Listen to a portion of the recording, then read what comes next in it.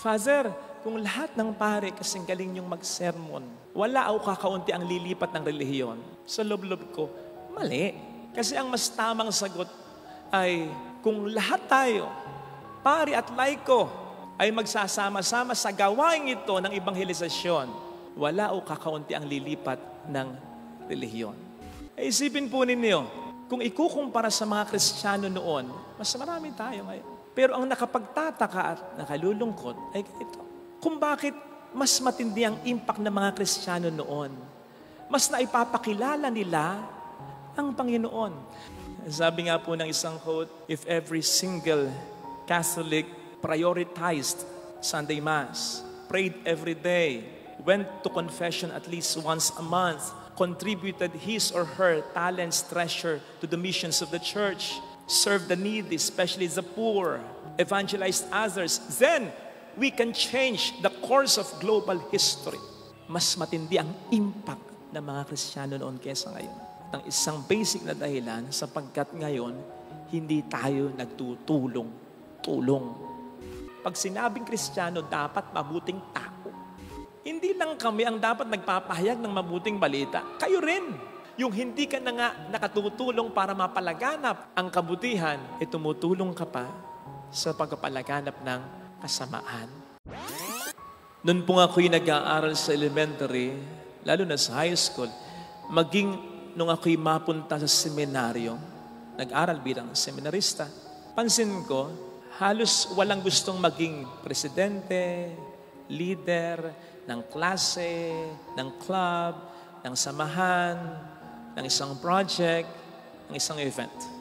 Bakit? Kasi most likely, ikaw lahat. Magpapaabono, ikaw pa masisisi kapag mayroong mali. Nakatatakot eh. Kapag ang lahat ay nasa sentro lamang sa iyong sarili. Ito ang dahilan kung bakit ang ating Panginoon, matapos siyang humirang ng 12, humirang pa rin siya ng 72 at sinugo niya na 12. Ang basic na kadahilanan ay sapagkat gusto niya na sa gawain ng ebanghelisasyon o pagpapalaganap ng mabuting balita, ang ministeryo o trabaho ay hindi masentro sa isa.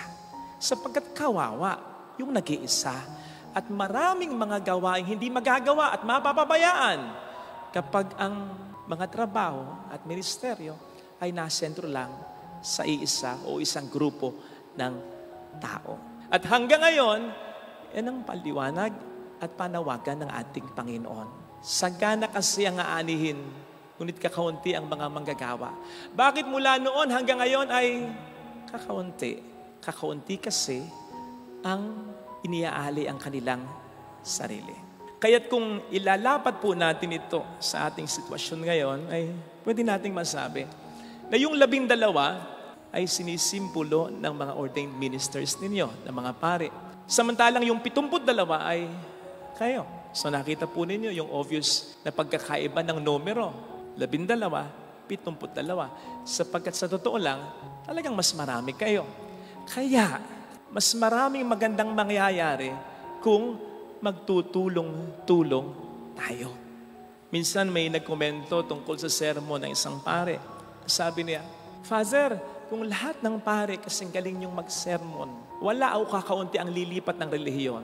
Sa loob-loob ko, mali. Kasi ang mas tamang sagot ay kung lahat tayo, pare at laiko, ay magsasama-sama sa gawain ito ng ebanghelisasyon, wala o kakaunti ang lilipat ng relihiyon. Lalong-lalo na sa panahon ngayon. Ang dami kaya natin.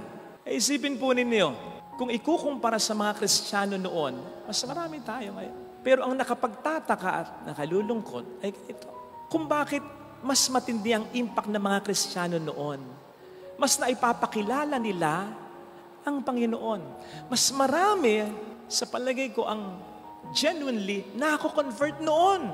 Kumpara ngayon, na meron tayong modern means of communication, meron tayong modern means of transportation, sila wala namang text noon, wala namang internet o telephone noon, wala namang mga sasakyan noon. Bakit nagaganon? Kasi sila dati talagang nagtutulong-tulong. At ganun ang nangyayari kapag nagtutulong-tulong. Sabi nga, we are better together. Tingnan po ninyo yung laban ng Gilas Pilipinas kontra China. Diba? Ganda. Ganda ng pasahan. Ang ganda ng movement ng bola. Walang duda, magaling si Jordan Clarkson. NBA player yan. Idol ko pa yan. Pero when it comes to chemistry, doon ako kay Justin Brownlee. Kasi meron silang better familiarity. Si Jordan Clarkson, darating dito yan dahil may mga commitment sa abroad. 1 buwan lang, magpapractice yan kasama ng Gilas. Si Justin, tagal lang nandi dito. Familiar na siya sa mga Pilipino and vice versa. Ang basketball, hindi naman pang-isahang magaling na panlalaro lang yan. Team effort yan. Teamwork ang kailangan. At ganon, ang mga Kristiyano noon, bukod sa 12, merong 72 at marami pang iba. Hanggang ngayon naman, ganyan pa rin. Teamwork pa rin. Yun nga lamang. Kami ang work, kayo team lang. Teamwork pa rin. Sabi nga po ng isang quote, if every single Catholic prioritized Sunday Mass, prayed every day, went to confession at least once a month, contributed his or her talents, treasure to the missions of the church, served the needy, especially the poor, evangelized others, then we can change the course of global history. Mas matindi ang impact ng mga Kristiyano noon kaysa ngayon. At ang isang basic na dahilan sapagkat ngayon, hindi tayo nagtutulong-tulong. Aminin nyo o sa hindi, pwedeng at the back of your minds, ang niisip ninyo, ang pinaka-obligadong magpakabuti, pare. Hindi lang kami, pati na kayo. Sapagkat lahat tayo Kristiyano. Pag sinabing Kristiyano, dapat mabuting tao. In the same way, hindi lang kami ang dapat nagpapahayag ng mabuting balita. Kayo rin. Hindi lang kami ang dapat nagpapahayag ng mabuting balita sa gawa, kundi pati na sa salita. Kayo rin. Siyempre, isipin niyo, Father, wala namang kaming formal training sa evangelization. Anong malay namin dyan? Okay? Pero, yun bang mga taong nag-share ng kanilang magandang karanasan tungkol sa kanilang pananampalataya, meron bang mga formal training yan? Halimbawa, yung insidente na pinagaling ni Kristo ang isang bulag, o hindi ba binobombard siya ng questions ng mga matatalinong pariseo? Ano ang sabi nung bulag na pinagaling ni Kristo? Basta ang alam ko, hindi ako nakakakita. Ngayon, nakakakita na ako. Wala ka bang karanasan ganyan? Na meron kang pinagdaanan na yung lalampasan? Wala ba? Naman. Kung wala kang ganyang pinagdaanan na problemang lalampasan dahil ikaw ay kanyang tinulungan, hindi ka dapat nandito ngayon na nagpapasalamat. Kaya ka narito, hindi lamang dahil humihingi ka ng grasya. Kaya ka nga humihingi ng grasya sa kanya dahil alam mong hindi mo siya masusubok sa kabutihan niya. Bakit? Dahil may mga karanasan ka na ng kabutihan niya sa negosyo, sa trabaho, lalo na sa iyong pamilya. Yung mga karanasang na yon ng kabutihan ng Diyos sa buhay mo, yun yung basic material for evangelization. Yun ang dapat nating ikinukwento sa iba. Yun ang dapat nating ibinibigay sa iba upang sa Diyos ay mapalapit din sila at upang bigyan din sila ng pag-asa. Kaya nga ang sabi ng ating Panginoon, you are my witnesses. Kayo ang mga saksi ko. Ang partner ng witness sa courtroom ay lawyer. Hindi naman sinabi ng Panginoon, you are my lawyers. Kasi kung you are my lawyers, ang sabi ng Panginoon, ay dapat tayo mag-aral. Lawyer pala eh. Hindi. Sabi, you are my witnesses. Ano ba ang witness? Ang witness, kung ano yung naranasan mo, nakita mo, yun ang sasabihin mo. Ganun lang ang evangelization. Walang labis, walang kulang. Ito ang naranasan kong kabutihan ng Diyos. Ito ang sinasabi ko tungkol sa Diyos. Para lang din chismis. Diba? Galing-galing natin sa chismis. Paano? Bata pa lang tayo, chismosa na. Yung kalaro natin na yun, broken family. Tingnan mo yun, no? Laki-laki ng mata. O di ba siya ganito? Di ba? Bata pa lang tayo, ginagawa na natin yan eh. O di ba? Nagkaroon ka na ng master's degree. Di ba? Doctorate na nga eh. Mga marites dyan. Bakit? Nasanay ng pagkukwento ng buhay ng may buhay. Bakit hindi natin magawa tungkol sa Panginoon yan? Ang sabi sa Kawikaan 18 verse 8, ang mga salita ng chismis ay parang mga masarap na pagkain pumupunta sa kaibuturan natin. So umisip ka ng masarap na pagkain yung paborito mo. Sige, yan ang chismis para sa iyo. Sarap. Hinahanap-hanap mo. And that clearly shows something is wrong with you. Kasi tayo ay nilikha ng Diyos, ng salita ng Diyos. So dapat ang kinahuhumalingan natin, ang masarap na pagkain para sa atin ay salita ng Diyos. Mabubuting mga salita, makabuluhang mga kwentuhan, makapagbibigay buhay at pag-asang mga salitaan. Hindi yung mga makamundo at material na bagay ang pag-uusapan, hindi mura, hindi kabastusan. So kapag mas sanay pa tayong at mas at home pa tayo sa pakikipag-usap tungkol sa buhay ng iba, tungkol sa kamunduhan at material na bagay, something is very wrong with us. Pangit yung ating nakasanayan. And in so doing, mas pinalalakas pa natin ang puwersa ng kasalanan. At mas masama yan. Yung hindi ka na nga nakatutulong para mapalaganap ang kabutihan, tumutulong ka pa sa pagpapalaganap ng kasamaan. Magtulong-tulong po tayo. Hindi lang sa gawa, kundi pati na sa salita. Ang lagi ko nga pong sinasabi ay, tulad ng sinasabi lagi ng kaibigan natin, Father Luciano Feloni, ng Almusalita, punuin natin ng salita ng Diyos ang social media. Kasi ang social media ay napakagandang paraan upang mapalaganap ang mabuting balita. Biruin mo, hindi mo kinakailangan magsalita. Share ka lang. Like ka lang. Subscribe ka lang. Alam po ninyo, mahalaga yan para mapanatili niyong buhay ang mabuting balita sa pamamagitan ng social media. Kasi halimbawa po ako, yung mga sermon ko tuwing linggo, sinusulat ko, tinatype ko. Bakit? Para yung mga ideas, yung mga kwento lalo na, yung mga examples, hindi ko na maulit. Kasi alam ko yung magiging reaction ninyo, sabi niya yun eh, narinig ko na yun eh. Diba? Eh, hindi na inuulit. Yan ang dahilan kung bakit mahirap rin para sa amin. Halimbawa po ako, 5 or 6 years na akong nagla-live. Oh, ang dami ko nang nasabi na hindi ko pwedeng ulitin. Ang hirap nang magnilay kung minsan, kung ano nga aking sasabihin, especially on Sundays. Ang punto ko, wag yung sayangin yung pagninilay na yon.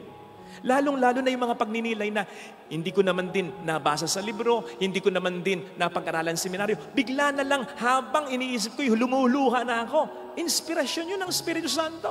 At yun yung mga pagninilay na natouch ka, na konsensya ka, na move ka. Ingatan natin yon kasi minsan lang darating yon at hindi ko na nga po uulitin yon. So sayang yung kung kakalimutan natin yon. Kapag shinare mo yan, kapag nilike mo yan, kapag ibinahagi mo yan through social media, mananatiling nandyan yan. So kapag nakakalimutan mo, pwede muling balikan. Nakatulong ka pa sa iba na po pwedeng may katulad din ng sayong pinagdaraanan. So huwag natin sayangin. Ang mas pasikatin natin sa social media, hindi yung tungkol sa mga buhay na may buhay, material na bagay, kamunduhan, kundi ang salita ng Diyos na buhay. So bottom line, huwag nating iasa sa isa ang lahat. At huwag nating sasayangin ang lahat ng kanyang paghihirap. Hindi lang ito sa simbahan, hindi lang ito sa pamayanan, ito'y maging sa ating tahanan. Lagi natin sinasabi, kapag pagod, pahinga, tapos laban na naman.